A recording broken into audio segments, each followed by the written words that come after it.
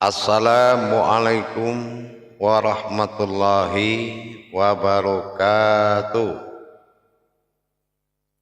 Alhamdulillah, alhamdulillahi rabbil alamin. Assalatu wassalamu ala asrafil anbiya'i wal mursalin, Sayyidina wa maulana Muhammadin. Asyhadu an la ilaha illallahul malikul haqqul mubin wa asyhadu anna Muhammadan abduhu wa rasuluhu wassalikul wa'dal amin. Allahumma sholli wa sallim wa barik wa karim ahzanul nabil karim ihdinil ladzi min jamalika wa innal ladzi min jalalika wa innahu min kitabika wa tahirin wal mujahidina amma ba'du ibadullah wa ittaqullah.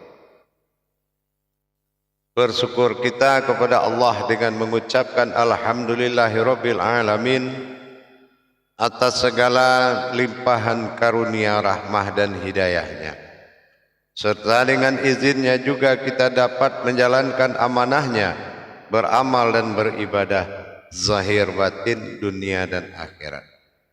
Bersalam kita tidak akan pernah kita lupakan. Marilah sama-sama kita sampaikan, kita panjatkan kepada junjungan kita Nabi Allah Nabiul Akhirul Zaman Rasulullah Muhammad sallallahu alaihi wasallam.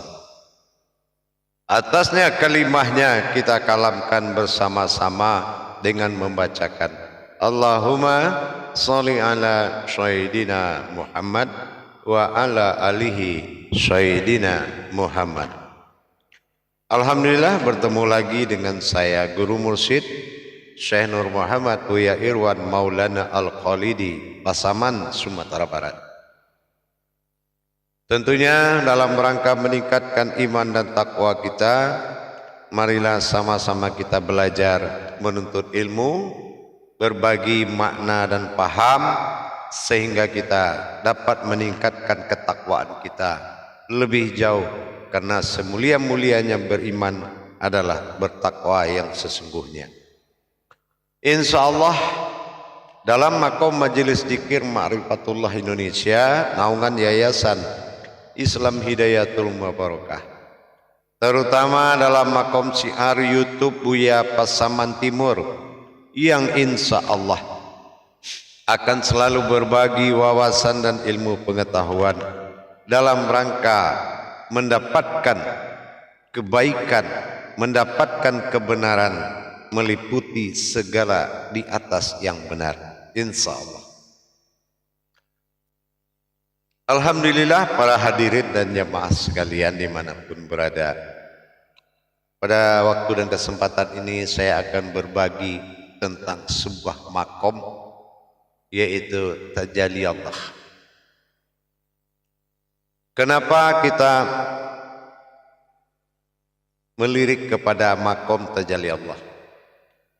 Karena kebenaran ini adalah dengan kita memahami tajalli, perjalanan-perjalanan tentang ketuhanan. Jangan hanya kita mengamalkan, memikirkan diri bertuhan, tetapi kita tidak paham tentang tajalli ketuhanan, perjalanan-perjalanan ketuhanan sehingga wujud pada sifat bernama Allah. Dan jangan juga kita hanya tahu sebatas itu. Kenapa? Kita kembali ini kan bukan mengikuti nama, tapi kita kembali mengikuti yang punya nama. Nah, jadi dengan demikian kita harus ingat bagaimana kita bisa belajar tentang tajalli Allah. Bagaimana cara bertajallinya Allah yang akan menjadi panutan dan sembahan bagi diri kita kepadanya.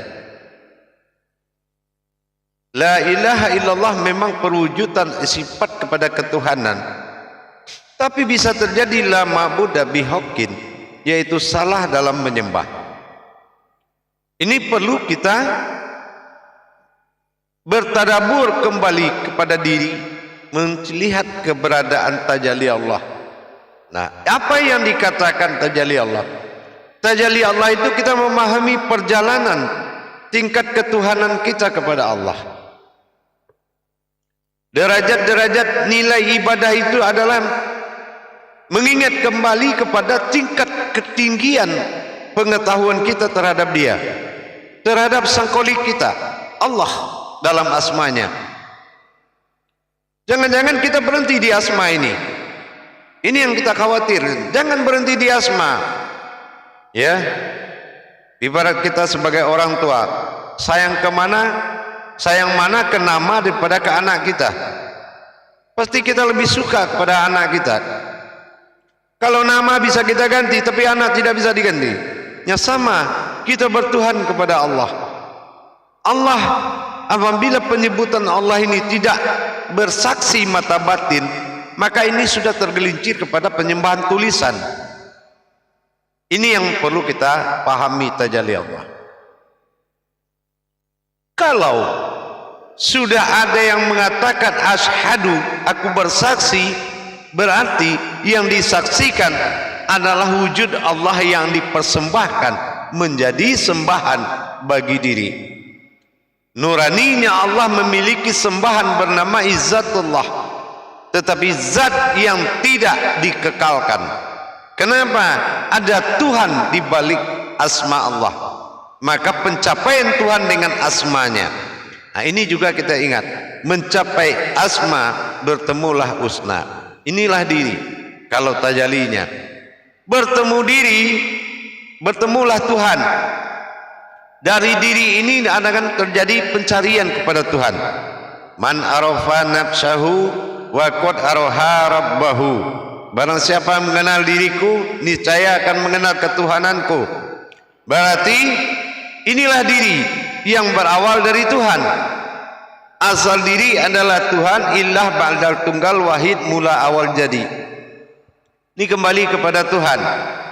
Tuhan adalah sebuah wujud yang mengaku Tuhan. Nah, inilah aku.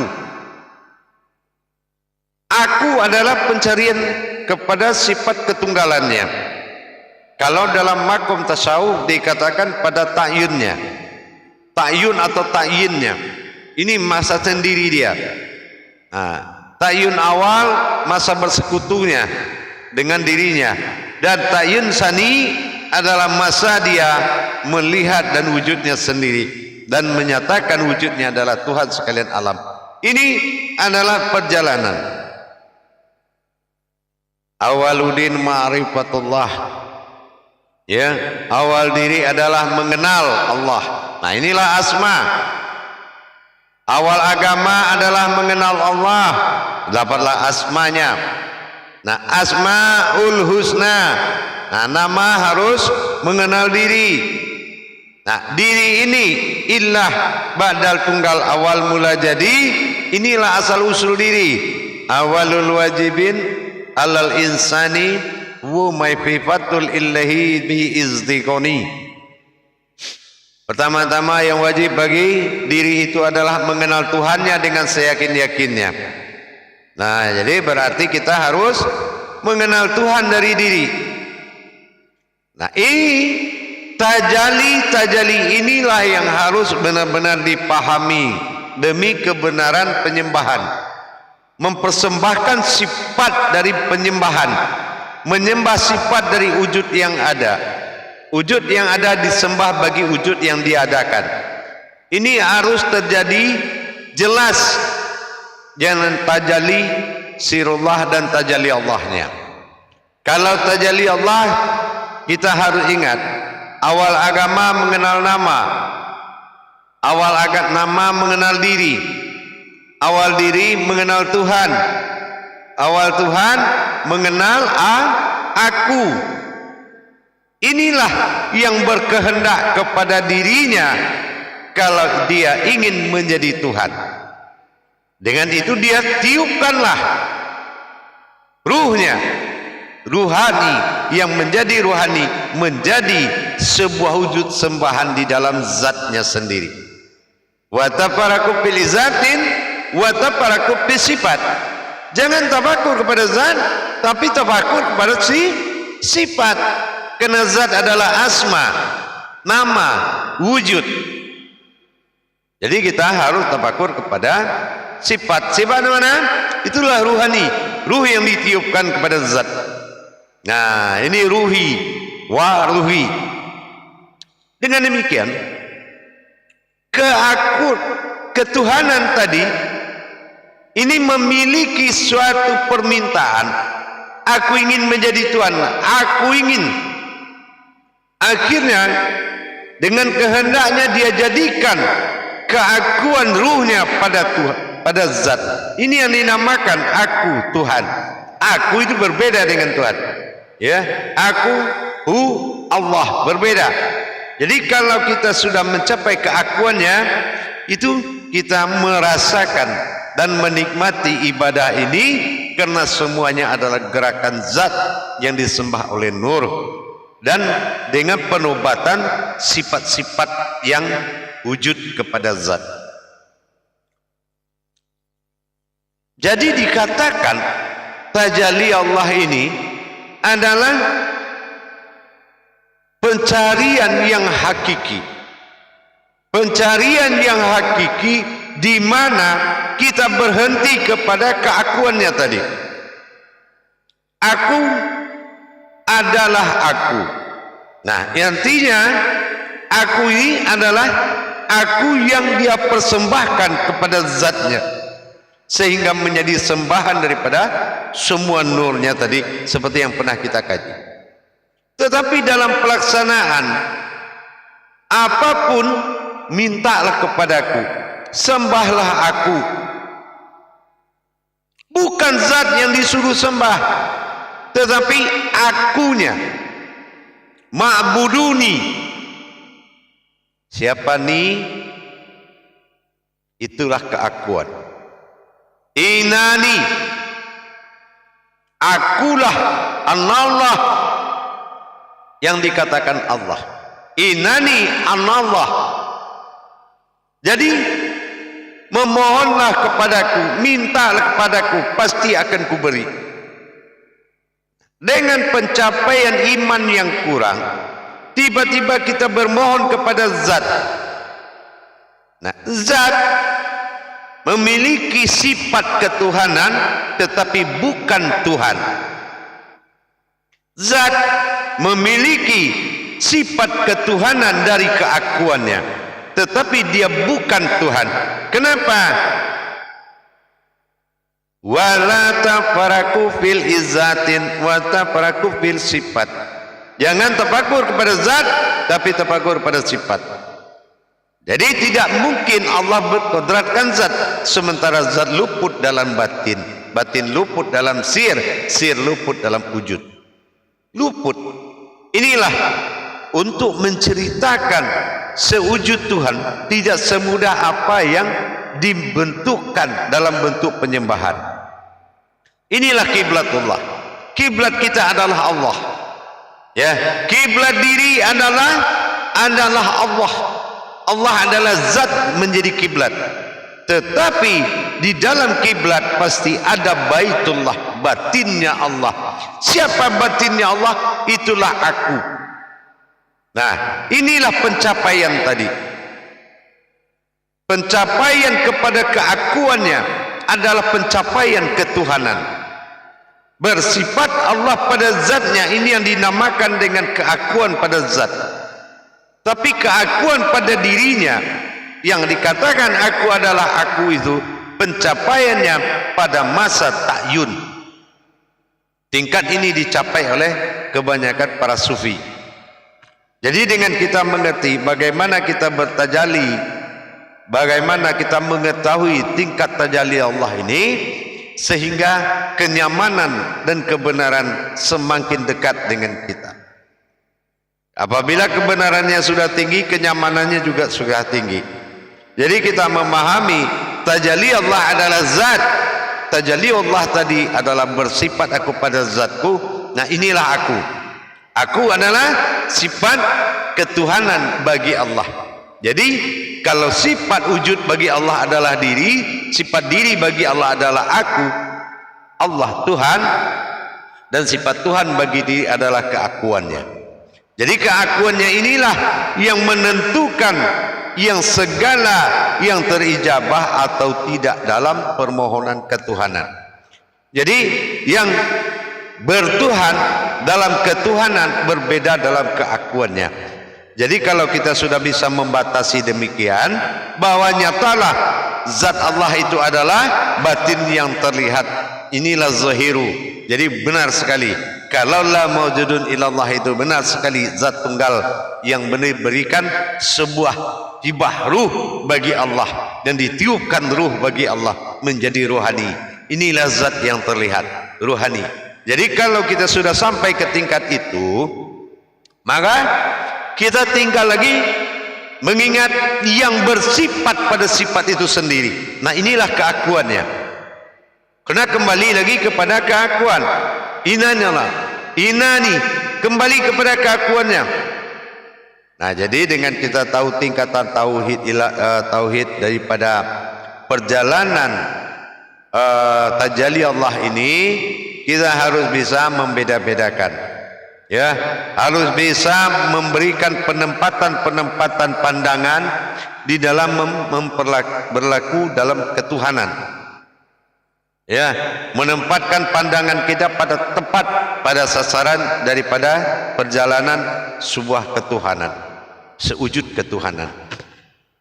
Dengan demikian, kemudahan itu semakin tinggi. Tapi kalau kita tidak mau tahu dengan tajalli Allah, nah ini akan mendapatkan kesulitan yang sangat besar. Ya, kesulitan yang sangat besar apabila kita tidak memahami bagaimana tajalli Allah itu pada hakikatnya. Jadi intisari daripada perjalanannya adalah tajalli Allah. Inilah yang dikatakan awaludin ma'rifatullah, mendapatkan nama. Ya, asma husna adalah dari nama mencari diri. Jadi dapat nama, dapatlah diri, husna. Nah, dari husna inilah kita awalul wajibin alal insani ilahi bi istiqoni. Maka dari awal diri inilah kita akan mengenal Tuhan. Dari Tuhan inilah ilahi kita akan mengenal keakuannya. Nah, setelah mengenal akuan, bagaimana sejarah, bagaimana dia ingin menjadi Tuhan dan menikmati ketuhanannya pada zat yang dia berikan, atau Allah yang dia asmakan, maka keakuannya menikmati ketuhanannya. Jadi dengan demikian, persaksian ini wajar dia mengatakan asyhadu, karena dalnya berdampingan dengan alif doma'u, yaitu keakuannya sendiri yang akan menciptakan perjalanan dirinya menuju Tuhan. Inilah dalam makom syahadat yang hakiki. Insya Allah mudah-mudahan di syahadat yang hakikatnya kita akan, syahadat hakikinya akan kita pelajari. Tetapi alhamdulillah dari sekarang kita sudah mulai paham bagaimana tajalli Allah itu sesungguhnya tidak berhenti kita pada nama, tapi kita berjalan menuju aqaidul namanya. Siapa pemilik nama ini adalah diri. Siapa diri adalah Tuhan, dan siapa Tuhan adalah keakuannya. Ini akan diperjelas pada tausiah yang akan datang. Insya Allah mudah-mudahan bisa dipahami dan diberkahi, sehingga Allah meninggikan derajat dan martabat ibadah kita, karena prasangka kita sudah naik kepada yang bermartabat. Insya Allah mudah-mudahan bisa dipahami bahwa tauhid daripada ilahiyah ini sangat luar biasa untuk mendapatkan titik kesempurnaan penyembahan kita kepada Allah Subhanahu wa ta'ala. Itulah asmanya Allah. Ya, asma pengenalan daripada tauhiddin. Tapi setelah tauhiddin ini kita naikkan dalam tajalli ilahiyah menuju tajalli sirullah, maka akan kita dapati tauhudun, yaitu pendekatan kepada yang satu. Kalau tauhidin pendekatan dari dua kodrat, melalui kodrat asmanya umat dan asmanya Tuhan. Inilah Allah dan Muhammad, dan tauhidun akan mengajak kita pengenalan kodrat demi kodrat, dan akhirnya kepada mutlak, yaitu kesempurnaan kepada sebuah ruhani. Insya Allah mudah-mudahan kedepannya kita akan lanjutkan lagi kepada siapa aku dan siapa Tuhan. Insya Allah mudah-mudahan barakallah ya karim ya rahman ya rahim, mudah-mudahan bermanfaat bagi kita bersama dalam menjaga diri yang bekerja tanpa ilmu, maka ciptakanlah ilmu sebelum kita melaksanakannya. Dirinya kita dengan menuntut ilmu dan belajar tingkatan tauhid, semoga mabrur hendaknya ibadah, mustajab ilmu, barokah dunia dan akhirat. Akhirul kalam, wabillahi taufiq wal hidayah. Assalamualaikum warahmatullahi wabarakatuh.